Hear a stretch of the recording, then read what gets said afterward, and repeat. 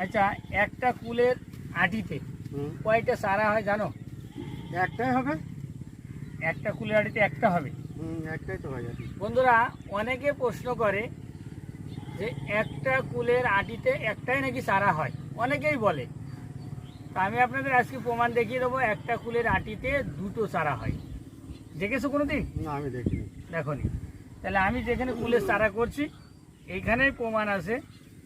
দেখুন, আমার এইখানে ক্যামেরাটা একটু কাছে নিয়ে আসো। আমার এইখানে একটা কুলের বীজ নিয়েছি আমি। দেখুন, দুই সাইড দিয়ে দুটো বেরোচ্ছে। যদি আপনারা বলেন যে না লাগিয়ে রেখেছি, ওটা ভুল, আমি ভেঙে আপনাদের দেখাবো। এই যে এই পাশে একটা, এই দেখুন এই পাশে একটা, এই রেখে দিলাম। আবার দেখুন এই যে এই পাশে একটা, তাহলে দুটো চারা। এই দেখুন মাঝখানে এটা খাপ, দুইখানে দুই পাশে দুটো বীজ থাকে আর এটা খাপ। দেখুন এরকম একটা কুলের আটি গোল, এই একটা কুলের গোল আটিতে দুটো চারা দুই সাইড দিয়ে বেরোয়। অনেকে বিশ্বাস করবে না, কিন্তু অনেকে জানে না, তাই আমি ভিডিওর মাধ্যমে আপনাদের দেখিয়ে দিলাম।